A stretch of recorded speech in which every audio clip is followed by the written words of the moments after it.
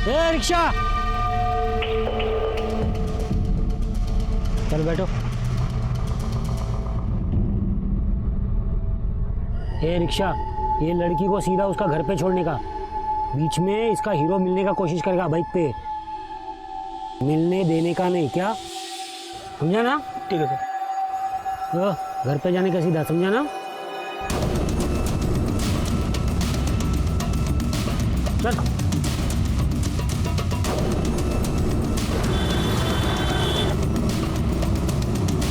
अरे सिस्टर, आपको बहुत टेंशन हो रहा है, एकदम देखिए पसीना पसीना हो गई हो। ये लीजिए पानी पीजिए।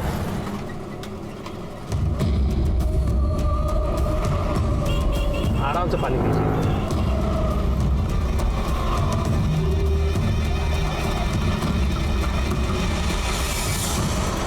मीना, तू कैसी बाहर है? 4 दिन पहले तू बच्ची को मेरे पास छोड़कर गई और तू गायब है। मैं तो आज सुबह ही अपनी बच्ची को आपके पास छोड़ के गई थी ना। आज सुबह नहीं गई थी तू, 4 दिन पहले कस्तूरी को मेरे पास छोड़कर गई थी तू। अगर मैं आपसे कहूं कि आपके जिंदगी के 4 दिन गायब है और आपको मालूम भी नहीं, तो आपको यकीन होगा? नहीं, या तो लगेगा आपको ये मजाक है या तो प्रैंक। नमस्कार, मैं सीनियर इंस्पेक्टर सुनील केलकर आप सबका स्वागत करता हूं क्राइम पेट्रोल दस्तक के इस भाग में। उस वक्त मेरी पोस्टिंग अलीबाग के थाना में थी और मेरे पास 2 केस आ गए। एक केस में लड़की का मर्डर हो चुका था और दूसरे केस में एक लड़की गायब थी 4 दिनों से। जब इन दोनों केस का सच हमारे सामने आया तो हमारे होश उड़ गए। गोविंद, अरे कस्तूरी रो रही है, देख ना उसको।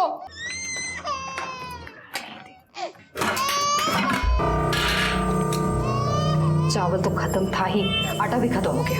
रोटी कैसे बनाओ?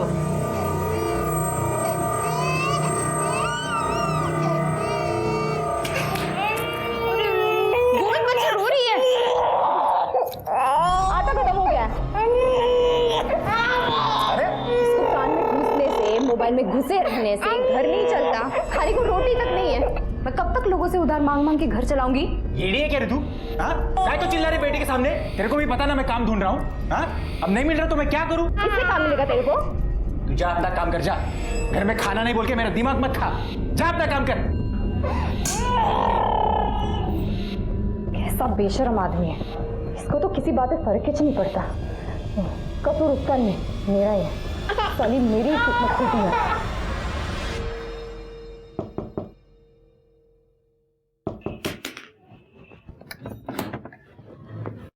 अरे मीना, कशी आहे तू? बरी आहे आशा ताई। ताई वो 200 रुपये उधार दो ना। वो घर में आटा खत्म हो गया है। मैंने भाजी बना ली थी, रोटी बनाने गई तो देखा आटा ही नहीं है। वो पुराने वाला उधार याद है मेरे को, मैं वो डायरी में लिख के रखी है। गोविंद को नौकरी लगेगी ना तो एक साथ सब लौटा देगी। पर वो अभी 200 रुपये मिल जाते तो ताई। मेरे पास भी कहाँ रहते हैं हमेशा। खैर तू यहीं रुक, मैं देखती हूँ कितना दे सकती हूँ।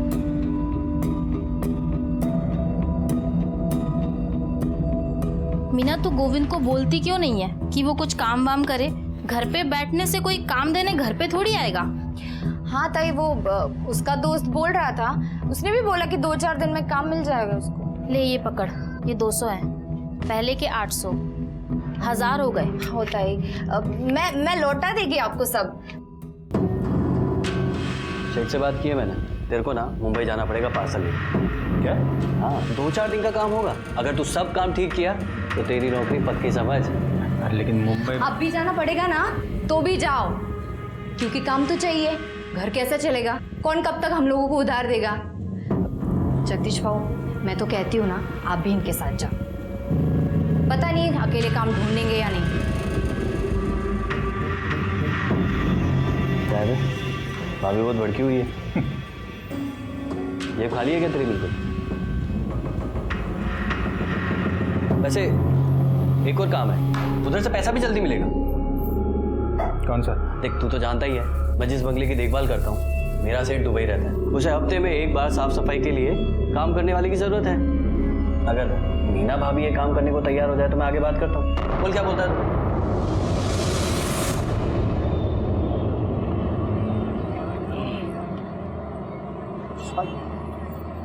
क्या क्या काम पकड़ा है तूने? ज्यादा कुछ नहीं है ताई, हफ्ते में एक दिन वो बंगले की साफ सफाई करनी है। अभी जाती हूँ और शाम को वापस आ जाऊंगी। ताई ये रो रही है, इसको थोड़ा खाना दे देना, ठीक है? इसमें इसका खाना है, दूध है, सब कुछ है। आप इसको संभाल लेना, शाम तक मैं आती हूँ। इसका टेंशन मत करिए, घर पे ही है। कस्तूरी और मैं बहुत मजे करेंगे। तू जा काम कर।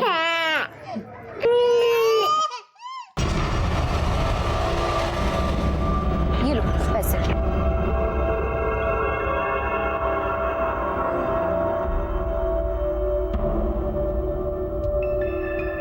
अरे बाप रे बाप, कितना बड़ा घर है ये।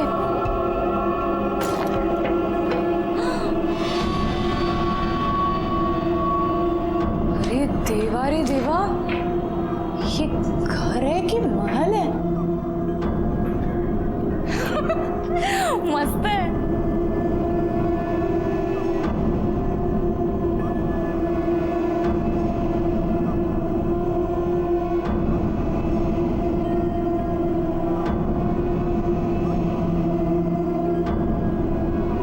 कितना मस्त टीवी है।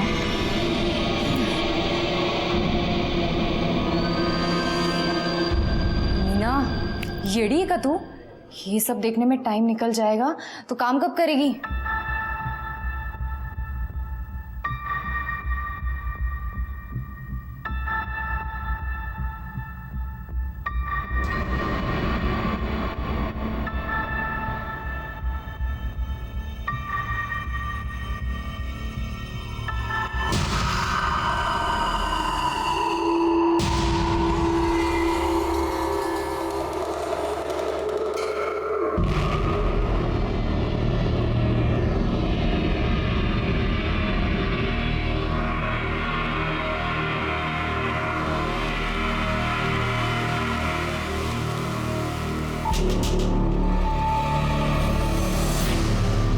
अरे बाप रे, रात हो गई।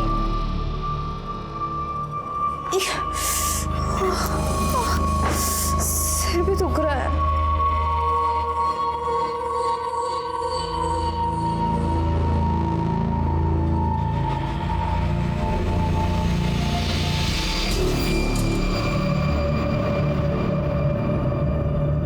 मीना, तू कैसी बाहर है?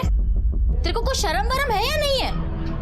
मैंने ऐसा क्या कर दिया? 4 दिन पहले तू बच्ची को मेरे पास छोड़कर गई और तू गायब है। 4 दिन? 4 दिन कैसे हुए? मैं तो आज सुबह ही अपनी बच्ची को आपके पास छोड़ के गई थी ना। दिमाग खराब है क्या तेरा? आज सुबह नहीं गई थी तू, 4 दिन पहले कस्तूरी को मेरे पास छोड़कर गई थी तू। 4 दिन? और कितना फोन किया मैंने तुझे, तेरा फोन ही नहीं लग रहा था। तेरा मर्द आया मुंबई से अभी दोपहर में और शाम को बच्ची को लेकर गया। पागलों की तरह ढूंढ रहा है वो तुझे। ये पैसा किधर से आया? हाँ? कहाँ से लाया पैसा? हाँ? 2000 रुपया? हाँ? कहाँ से आया है 2000 रुपया? सॉरी, मेरे पीछे अभी ये धंधा शुरू किया तूने? बंगला साफ करने गई थी या पैसा कमाने गई थी तू? बोल कहाँ से आया पैसा? आई शपथ गोविंद, मेरे को कुछ भी याद नहीं आ रहा। और समझ में ही नहीं आ रहा कि 4 दिन कैसे हो गए। आज सुबह ही तो बंगले पे गई थी मैं। अरे ये ना समझा क्या मेरे को तू? हाँ? 4 दिन के बाद तू लौटेगी और कुछ भी बोलेगी मेरे को और मैं यकीन कर लूंगा। नहीं, तेरे को अभी ऐसा नहीं याद आएगा। तेरी सारी चर्बी निकालता हूं मैं, तब तेरे को बराबर याद आएगा। बता मेरे को किधर से आया पैसा? मुझे सचमुच कुछ याद नहीं आ रहा है। याद नहीं है? नहीं। हाँ? पर मुझे समझ आ गया कि मेरे साथ कुछ तो गलत हुआ है उधर। क्या गलत हुआ तेरे साथ? मतलब जब मैं सो के उठी ना, तब मेरे कपड़े ठीक नहीं थे। मुझे लगता है कि कोई तो जबरदस्ती किया है मेरे साथ। कुछ तो भी किया है मेरे साथ। गोविंद, मुझे ना पुलिस स्टेशन लेके चलना, मेरे को कंप्लेंट लिखवानी। चुप सारी, मुंह काला करके आ रही है। हाँ? और मेरे को झूठी कहानी बोल रही है तू? नहीं। कंप्लेंट करेगी, इधर ही पड़ी रहना, बाहर निकलेगी ना तो तेरी जान दे दूंगा मैं, समझे ना?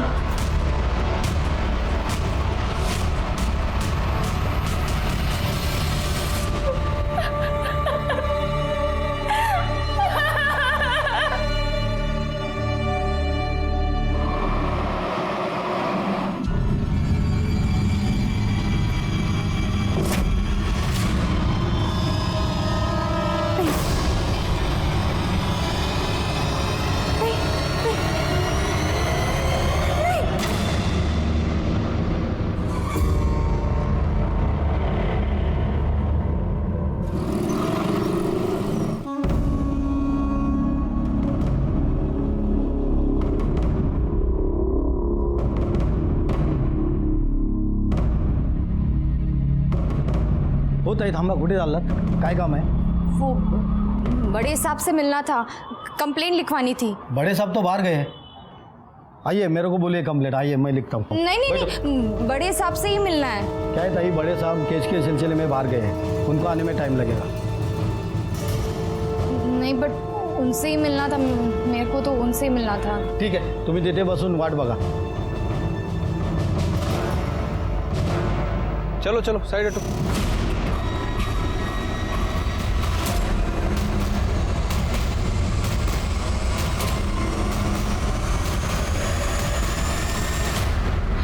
नमस्कार साहेब। सर, ये औरत कंप्लेंट लिखवाना चाहती है। वो काय मुहूर्त बघताय? लिहून घ्या। जी सर, मैंने उनको बोला कि मैं कंप्लेंट लिखवा दूँ, पर वो आपका इंतज़ार कर रहे हैं, आपको ही मिलना चाह रहे हैं। हाँ बताइए, क्या कंप्लेंट है आपकी?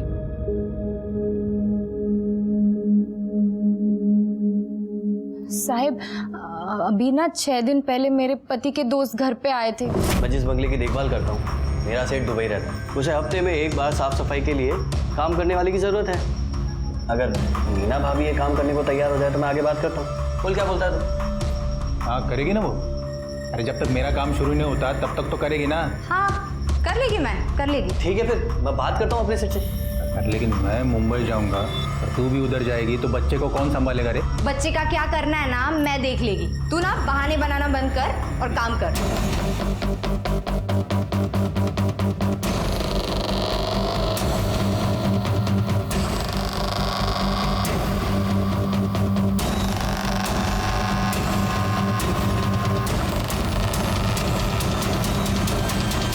आज सुबह नहीं गई थी तू? 4 दिन पहले कस्तूरी को मेरे पास छोड़कर गई थी तू। कहाँ से आया है 2000 रुपया?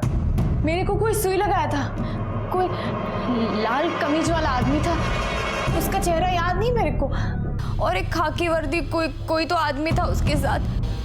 साहब मुझे ऐसा लगता है कि मेरे साथ जबरदस्ती की गई है साहब।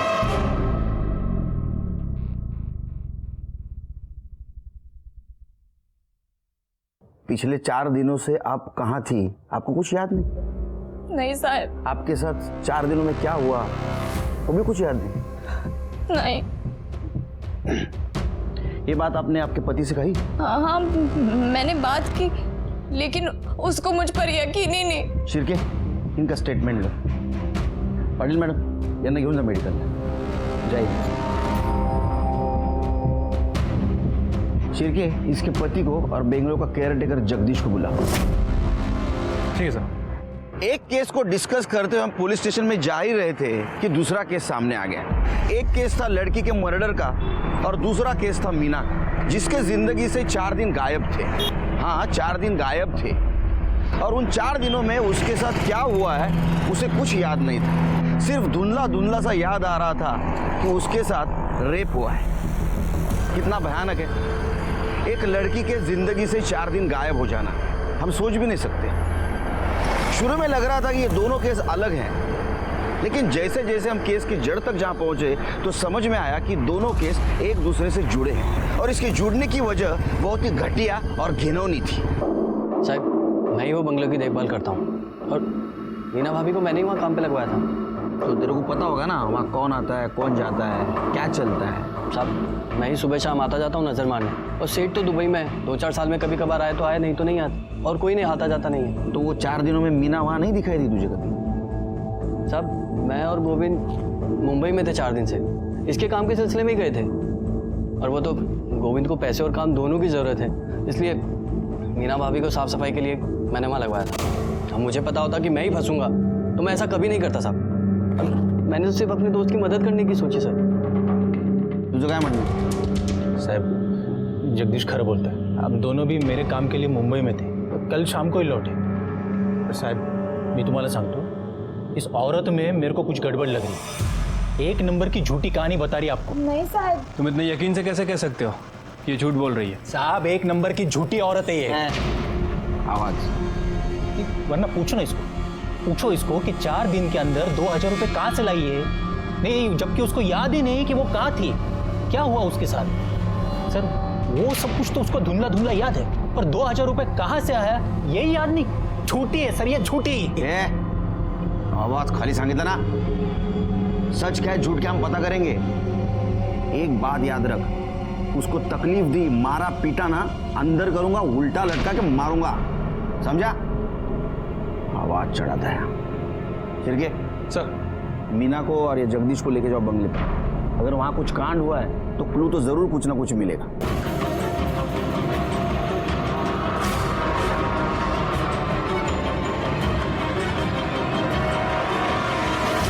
सर अंदर कुछ नहीं मिला।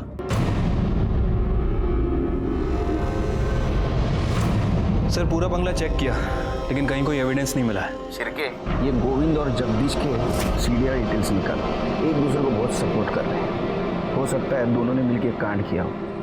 ठीक है सर। सर जंगल में हमें जिस लड़की की लाश मिली थी गुंजन, उसके पेरेंट्स आए। भेज दो।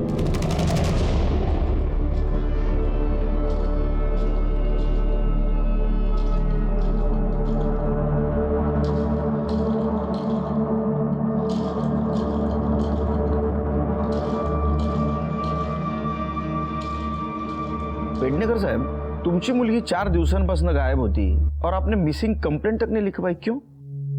पहले थोड़ी पढ़ा लिया ऐसा है, मतलब इससे पहले 10 बार भाग चुकी है। हमें लगा कि हर बार की तरह इस बार भी वापस आ जाएगी। आई एम सॉरी, लेकिन आपके पास देख के बिल्कुल नहीं लगता कि आपकी लड़की या आपकी बहन मर चुकी है। बिल्कुल बिल्कुल दुखी नजर नहीं आते आप। वो इसलिए क्योंकि हमें पता था कि उसके साथ एक न एक दिन ऐसा कुछ होने वाला है। बहुत समझाया था उसे, एक नहीं सुनी उसने। हमेशा अपनी जिद पूरी करनी होती थी उससे, ये उसी जिद का नतीजा है। जिद मतलब? जिद मतलब वो नवीन, उसी ने दिमाग खराब किया था उसका। पहले हमारा पैसा देखकर उसे अपने झूठे प्यार के जाल में फंसा लिया, और अब जब उसे लगा कि उसे कुछ नहीं मिलने वाला है तो मार दिया हमारी बच्ची को। ये नवीन का एड्रेस या फोन नंबर है आपके पास? नवीन? जी सर। इसे जानते हो? सर ये मेरी फ्रेंड गुंजन है सर। फ्रेंड या गर्लफ्रेंड?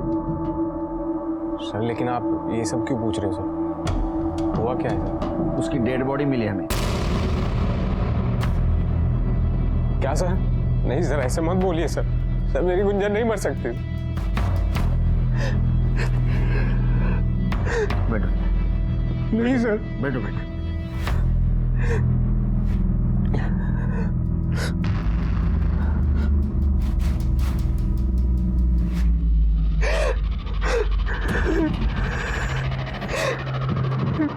अब ये सब बातें छोड़ो, अब सच सच बताओ, गुंजन के बारे में क्या जानते हो?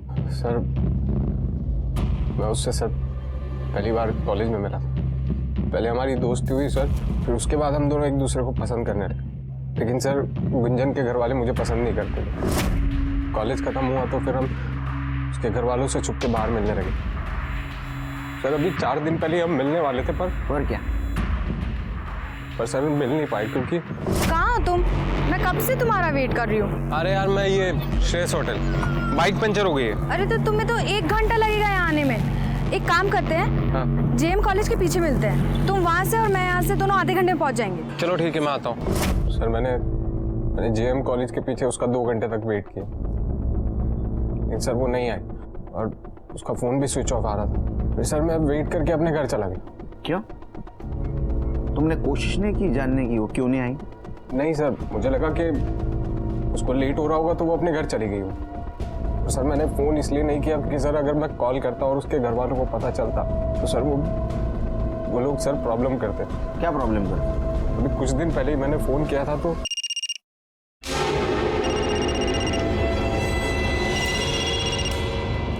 डार्लिंग तुम 2 मिनट और फ़ोन ना उठाती ना तो मेरी जान निकल जाती। जान तो मैं वैसे भी तुम्हारी ले लूंगा अगर गुंजन का पीछा नहीं छोड़ा तो। जानते हो तुम मुझे?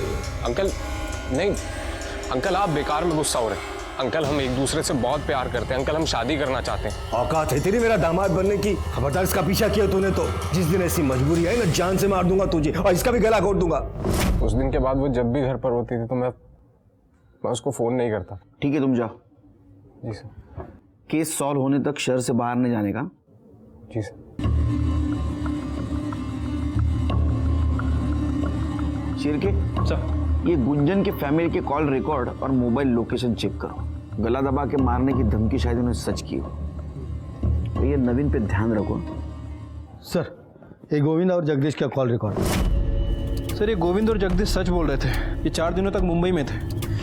जिस दिन मीना बंगले पे गई और जिस दिन वो वापस आई, उस दौरान ये वहीं थे।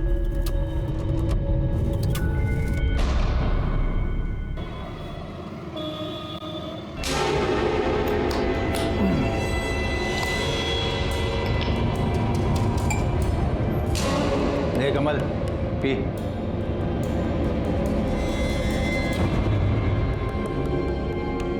क्या देख रही? हाँ, तेरे च पैसे की 2000 रुपये कमा के लाई ना तू।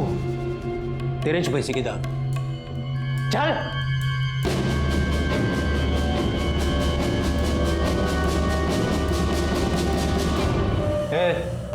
तू क्या देख रहा है? हाँ, पसंद है तेरे को? चाहिए तेरे को? हाँ? अरे चाहिए तो बोलना मेरे को। अरे नहीं बाबू, कैसे बात कर रहे हो आप? लगता है आपको दारू चढ़ गई है।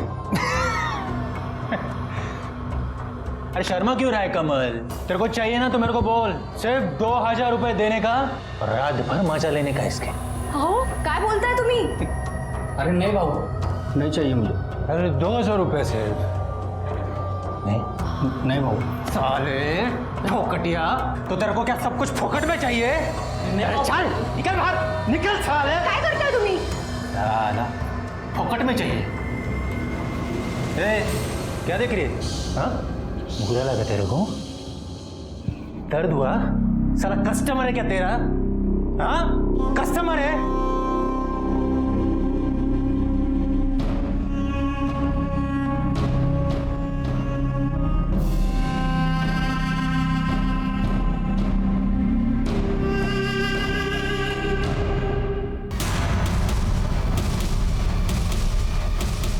नवीन और गुंजन के रिलेशनशिप से आपको क्या प्रॉब्लम थी? यही कि ना वो हमारी जात का था ना औकात का। हम गुंजन के लिए अपनी बराबरी का लड़का चाहते, लेकिन वो 2 टके के लड़के के चक्कर में फंसी थी। इसलिए आपने उसे गला घोट के मारने की धमकी दी। जब मारना होता तो अपनी बेटी को क्यों मारता? उस नवीन को मार देते। उससे में माँ बाप हजारों बातें अपने बच्चे से बोल देते। इसका मतलब ये नहीं कि वो सचमुच उनका बुरा चाहते। ठीक है, जरूरत पड़ी तो पुलिस स्टेशन बुलाऊंगा। सर, आपको नहीं लग रहा है मोहन गुंजन के लिए दुखी होने का नाटक कर रहा है? कर भी रहा होगा, लेकिन अभी हम कुछ नहीं कर सकते क्योंकि हमारे पास कोई सबूत नहीं उनके खिलाफ। नजर रखो इन पे। अगर गुंजन का खून इन्होंने किया है तो कोई ना कोई गलती जरूर करेंगे। सर, गुंजन की पोस्टमार्टम रिपोर्ट आ गई है। पढ़ो। सर, पोस्टमार्टम रिपोर्ट के मुताबिक उसकी मौत 10 जून 4 बजे से 6 बजे के बीच में हुई है। मौत उसकी गला दबाने की वजह से हुई है, लेकिन सर उसके गले पे कोई फिंगरप्रिंट नहीं मिला। मतलब ये हो सकता है कि जिसने उसका गला दबाया उसने ग्लव्स पहने हुए थे। सर, उसके साथ लगातार 4 दिन तक रेप किया गया है, वो भी अलग अलग आदमी ने, क्योंकि अलग अलग फ्लेवर के कॉन्डम्स यूज़ किए गए। सर, ये रेप है, लेकिन रेप जैसा दिख नहीं रहा, क्योंकि सर उसकी बॉडी पे कहीं भी कोई स्ट्रगल के निशान नहीं है। और सर, सबसे इम्पोर्टेंट बात, उसकी बॉडी पे सेलेस्ट्रॉन नाम का ड्रग मिला है। इस ड्रग को लेने के बाद इंसान को कुछ याद नहीं रहता। सर, इसी तरह का ड्रग हमें मीना की मेडिकल रिपोर्ट में ही मिला था, इसीलिए शायद उसे भी कुछ याद नहीं था कि वो 4 दिन तक कहाँ थी और उसके साथ क्या हुआ। श्री कुछ समझ में नहीं आ रहा है। ये गुंजन 4 दिन गायब थी, मीना भी 4 दिन गायब थी। गुंजन को ड्रग दिया गया था, मीना को भी ड्रग दिया गया था। गुंजन के साथ 4 लोगों ने रेप किया था और मीना को जितना याद है उसका कहना है कि 2 जन थे। फर्क सिर्फ इतना है, गुंजन को मार दिया और मीना को जिंदा छोड़ा। क्यों, ये पता चल जाएगा। लेकिन ये बात तो साफ है कि इन दोनों केस का आपस में कुछ ना कुछ कनेक्शन है, और ये कनेक्शन क्या है ये हमें सिर्फ मीना बता सकती है। इस केस में हम जैसे जैसे आगे बढ़ रहे थे, कंफ्यूजन और सॉल्यूशन दोनों साथ चल रहे थे। दोनों केस का आपस में कनेक्शन था, लेकिन विक्टिम की परिस्थितियों को देखा जाए तो कनेक्शन नहीं लग रहा था। हाँ, ये बात तो सच थी कि गोविंद का इसमें कोई हाथ नहीं था। वो तो मेल मेंटेलिटी का शिकार था और इसीलिए मीना की बात साबित होने के बावजूद भी उसे सहारा देने के बजाय वो उससे नफरत कर रहा था। एक बात समझ में नहीं आ रही थी, मीना और गुंजन इन दोनों को ड्रग दे के 4 दिनों तक किसने रेप किया, गुंजन को क्यों मारा और मीना को क्यों जिंदा छोड़ा। नहीं नहीं, उसको बोलो जल्दी काम करे। वो बहुत इतना ढीला करेगा ना तो मेरा काफी नुकसान हो जाएगा यार। This is not right, he has to be prompt. I don't want to remind you again.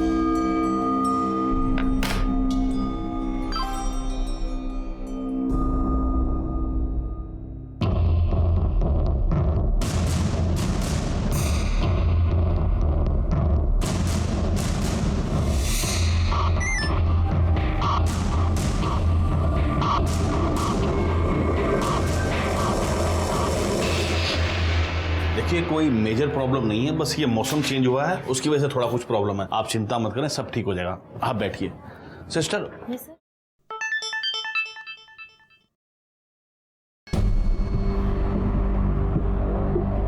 देखो मेरा काम था एडवाइस देना, वो मैंने दे दी है कि अभी शेयर बेचने का नहीं खरीदने का टाइम।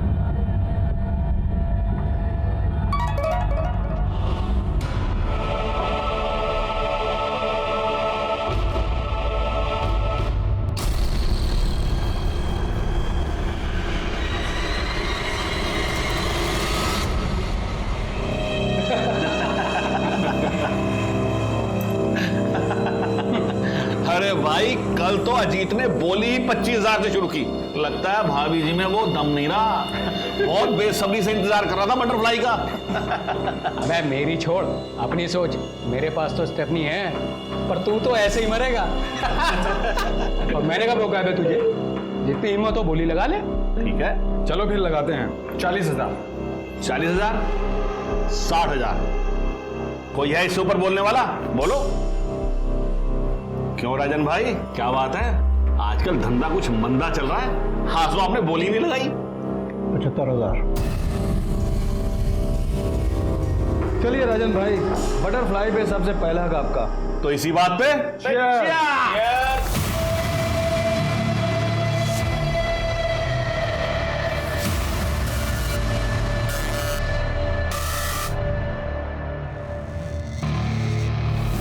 रास्ता साफ है ना, कोई दिक्कत तो नहीं?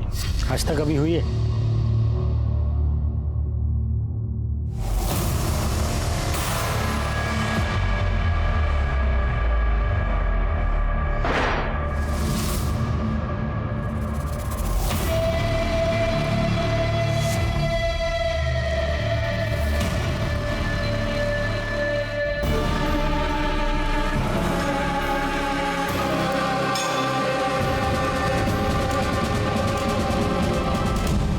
यही वो 4 आदमी थे जो क्लब चलाते थे और मासूम लड़कियों की बोली लगाते थे, उन्हें ड्रग्स देकर रेप करते थे और इस वजह से इन लड़कियों को कुछ याद नहीं रहता था। मीना को जो धुंधला धुंधला सा याद आ रहा था, उसमें 2 आदमी थे, एक लाल शर्ट पहना हुआ और एक खाकी ड्रेस पहना हुआ। लाल शर्ट तो कोई भी पहन सकता है, लेकिन खाकी वर्दी या तो रिक्शा ड्राइवर, या तो गवर्नमेंट ऑफिस का प्यून,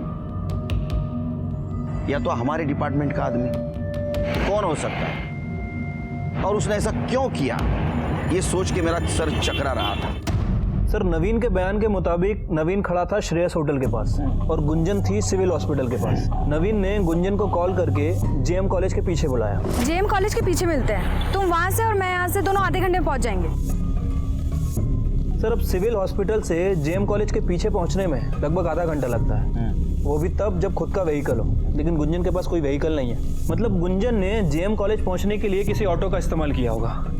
सर, गुंजन के कॉल रिकॉर्ड के हिसाब से गुंजन ने नवीन से 10 मिनट बात की और उसके बाद उसका फ़ोन स्विच ऑफ हो गया। मतलब ये गुंजन जेएम कॉलेज के लिए निकली तो थी, लेकिन वहाँ पहुँची नहीं। कहाँ गई होगी सर? शिरके, इस रूट पे कितने रिक्शा चलते हैं देखो, उनके ड्राइवर कौन है आरटीओ से पता करो, और हाँ इस मीना से क्रॉस वेरीफाई करो, देखो किसी ड्राइवर को पहचान दी है क्या जिसने उसे बंगले तक छोड़ा था, क्योंकि गुंजन और मीना की केस हिस्ट्री ऑलमोस्ट सेम है। ठीक है सर। सर, गुंजन का बॉयफ्रेंड नवीन आपसे मिलना चाहता है। बोला, तुम्हें इतने दिनों के बाद याद आया कि गुंजन के मर्डर में उसके फैमिली का हाथ हो सकता है?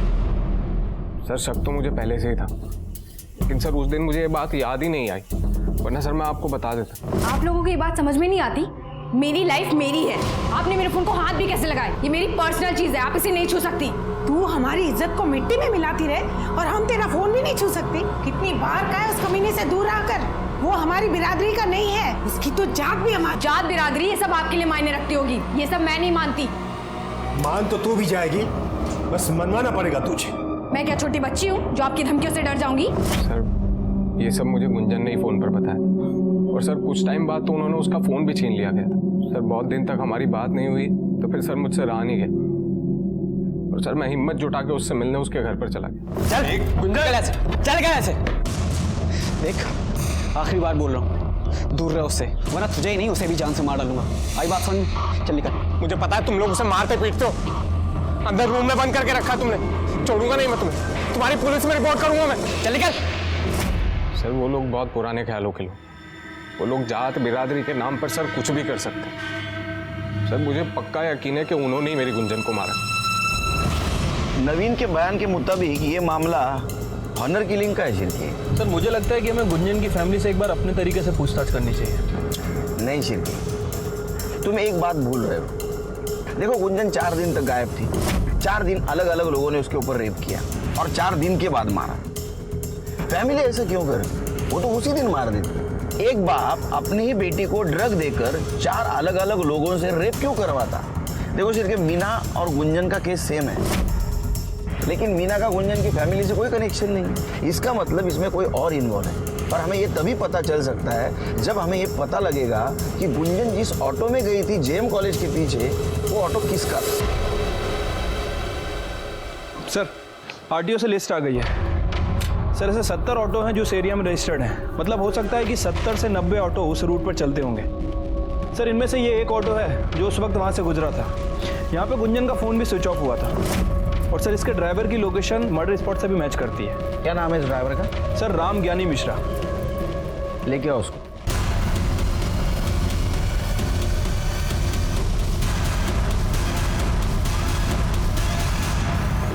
चलो राम ज्ञानी मिश्रा, क्यों मारा लड़की को? सब हमने नहीं मारा साहब उस लड़की को, हम तो सिर्फ लड़की को उठा करके वो छोड़ने का काम करते थे। वापस झूठ बोल रहा है, झूठ बोल रहा है। अब शुरू से बता, कैसे उठाता था लड़की को? वो साहब हम रिक्शा चलाते साहब, तो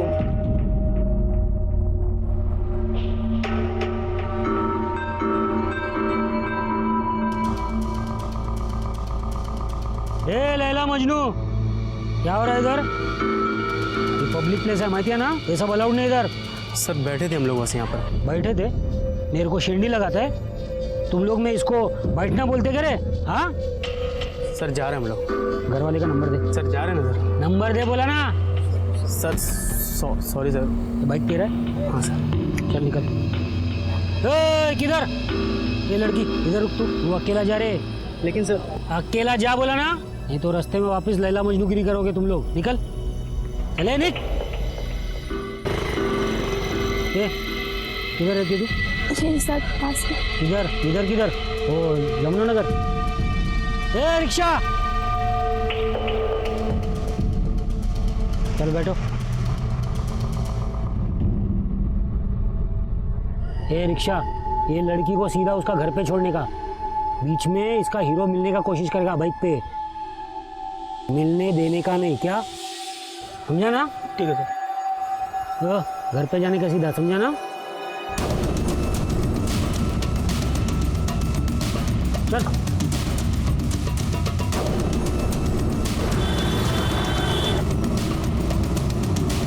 अरे सिस्टर आपको बहुत टेंशन हो रहा है, एकदम देखिए पसीना पसीना हो गई हूँ। ये लीजिए पानी पीजिए।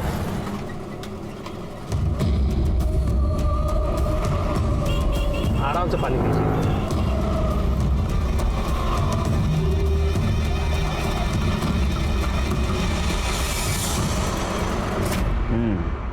उसके बाद में लड़की को बंगले पे ले जाता था। हाँ साहब। हवलदार का नाम क्या है? कौन से चौकी का है? रमेश सिंधे है साहब, और वो नाथ ब्लॉक पुलिस चौकी के हैं साहब। एक तो इलीगल सैंडविच का धंधा लगाता है, ऊपर से मेरा शहर नहीं देगा। पुलिस को क्या येड़ा समझा तूने? हाँ सर एड़ा उसने नहीं, एड़ा तूने समझा है पुलिस को। चल अभी तेरे ठीक होने का टाइम आ गया। साहब ये इलीगल सैंडविच का क्या लीगल है क्या इलीगल, वो केबिन में बैठ के बात करेंगे। चल साहब। चल चल। शिंदे घ्या ना चहा।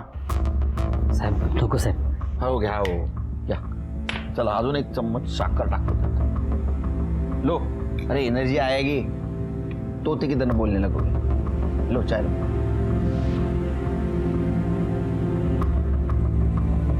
आ गई एनर्जी, बोलो. बुलवाना पड़ेगा.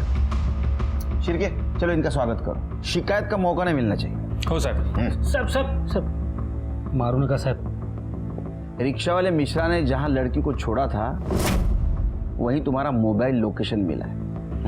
आधी कहानी उसने बताई, आगे वाले तुम बताओ. साहब वो रिक्शा वाला एकदम झूठा है साहब. उसको रूल तोड़ते हुए पकड़ा ना मैंने बहुत बार, इसलिए खुन्नस निकाला है साहब. फंसाने की कोशिश कर रहा है मेरे को. अरे पुलिस वाला है शिरके, सबूत मांगेगा वो.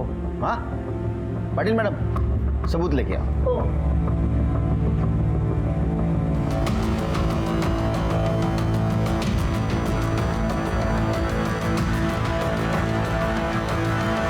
पहचाना? इसने पहचाना तेरे को. तू कबूल कर ना कर, मेरे लिए इतना सबूत काफी है. शिरके इसके खिलाफ ज्यादा से ज्यादा चार्ज लगा. इसके घर वाले भी इसकी शक्ल भूल जाए. साहब इसके ऊपर मैंने जबरदस्ती किया था साहब, लेकिन मैं उसको बंगले पे नहीं लेके गया था साहब. ये लड़की मेरे को खुद बंगले में बेहोशी की हालत में मिली साहब. साहब ये काम मैं अपने लिए नहीं करता हूँ साहब, कुछ बड़े लोग हैं उनके लिए करता हूँ. कुत्रिया हलकट, तूने मेरी जिंदगी बर्बाद कर दी. मैं तेरे को नहीं छोड़ेगी, तेरे को मार डालेगी तेरे को. कुत्रिया मार डालेगी मैं तेरे को. कैसा पुलिस वाला है रे तू? हाँ वो बेहोश थी, कैसे पहचानेगी तेरे को? मैंने अपना नाटक किया और तूने कबूल कर लिया. चल बता अब इसमें कौन कौन शामिल है वो बता. साहब वो बड़े लोग हैं, पैसे वाले लोग हैं साहब. मैं उनके लिए लड़की सप्लाई करने का काम करता था. शिरकी इसके बड़े और पैसे वाले लोगों को लेके आओ इधर.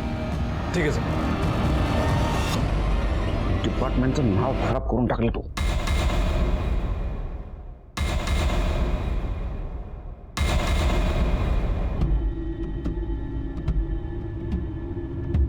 इंस्पेक्टर साहब, इसके पहले कि आप मेरे क्लाइंट्स को परेशान करें, मैं कुछ बताना चाहता हूँ. एंटीसिपेटरी बेल के पेपर्स हैं इन चारों के. आपके पास इनके खिलाफ कोई सबूत या गवाह नहीं. ये चारों इनोसेंट है, आप इन्हें परेशान नहीं कर सकते. आपने इन्हें सिर्फ एंटीसिपेटरी बेल के बारे में बताया, ये नहीं बताया पुलिस सबूत कहां से भी ढूंढ के निकाल सकती. जल्द मिलेंगे सबूत के साथ. जाइए. शिरके सर इन चारों के कॉल डिटेल्स निकालो और 24 आवर्स इनके ऊपर निगरानी रखो. सर मुझे लगता है कि इस गुंजन मर्डर केस में ये चारों, वो auto driver Mishra, constable Shinde और वो केयरटेकर जगदीश, इनमें से कोई एक इन्वॉल्व है. बस एक बार सबूत हाथ लग जाए सब पता चल जाएगा. मुझे भी जानना है कि गुंजन को मारने का और मीना को जिंदा छोड़ने का क्या मोटिव होगा उसका.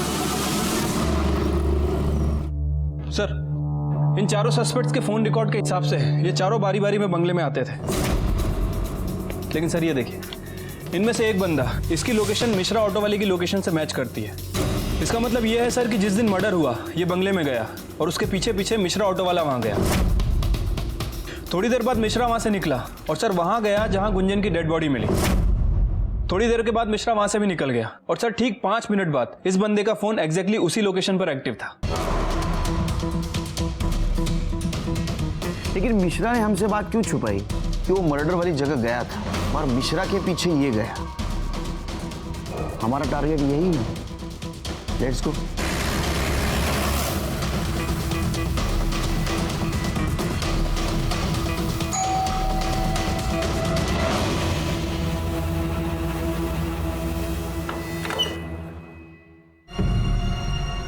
आप यहां?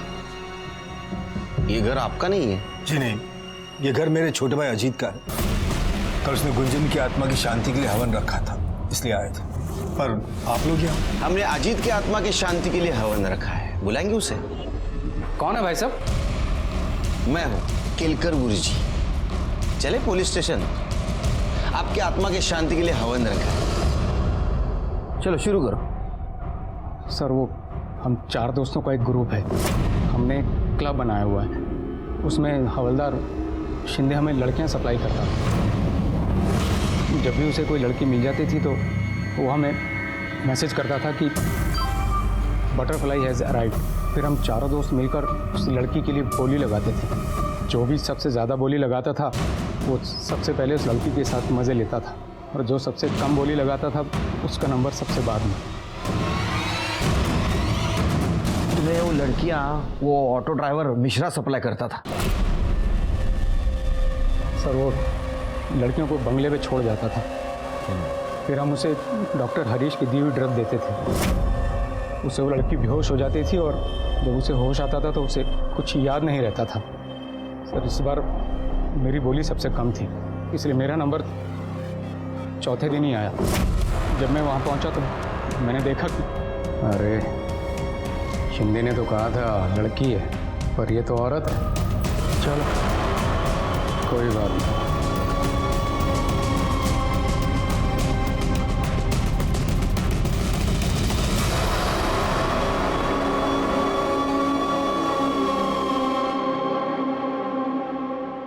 प्लीज मेरी हेल्प करो, प्लीज मेरी हेल्प करो, प्लीज मेरी हेल्प करो। कोई है? अच्छा गुंजन, अच्छा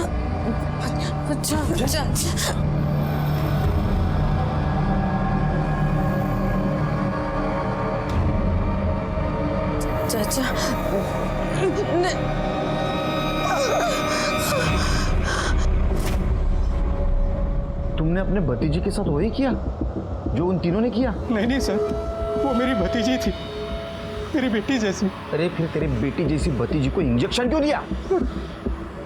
उसने मुझे पहचान लिया था और मुझे डर था कि कहीं वो मेरे बारे में किसी को बता ना दे।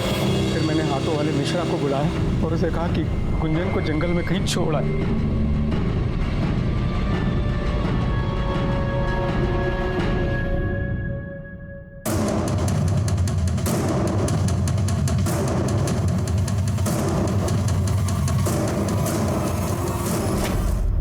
तू मर्डर केस में तो अंदर जाएगा ही। एक बात बता, तुझे बोली लगाता था 40,000 60,000, ये पैसा जाता कहाँ था? तुम्हारा बॉस कौन है? सर हमारा कोई बॉस नहीं है, हमारा ये सारा पैसा केयर टेकर जगदीश को जाता था। नजर रखना, मैं आता हूँ। शिर्के सर, इसके तीनों साथियों को जेल में डालो और वो जगदीश किसी भी हालत में मुझे यहाँ चाहिए। ठीक है सर।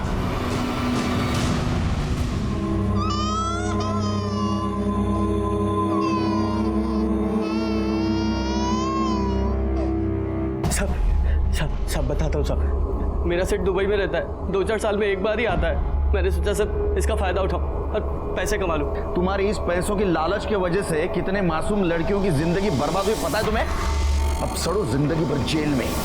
बहुत बुरा लग रहा है। आजकल अपने सोसाइटी की हालत बहुत खराब होते जा रही है। जानवर और इंसान में का फासला कम होते जा रहा है। इन 4 लोगों ने अपने मजे के लिए न जाने कितनी लड़कियों की जिंदगी बर्बाद की होगी। ऑटो वाला मिश्रा, हवलदार शिंदे और जगदीश भी उसमें शामिल था। जगदीश अपना बंगला इन घिनौनी हरकतों के लिए भाड़े पे देता था और अच्छे पैसे लेता था। इस केस में दस्तक विक्टिम के लिए नहीं थी, दस्तक उन लोगों के लिए थी जिनके मन में ऐसी घिनौनी इच्छा है और जो मासूम लड़कियों की जिंदगी बर्बाद करना चाहते हैं। उन्होंने दस्तक नहीं सुनी और उसका नतीजा आपके सामने। मैं सीनियर इंस्पेक्टर सुनील केलकर आप सबसे विदा लेता हूं। फिर मिलेंगे अगले एपिसोड में। तब तक के लिए सतर्क रहिए, देखते रहिए क्राइम पेट्रोल दस्तक। मकसद बताना नहीं, बचाना है। जय हिंद।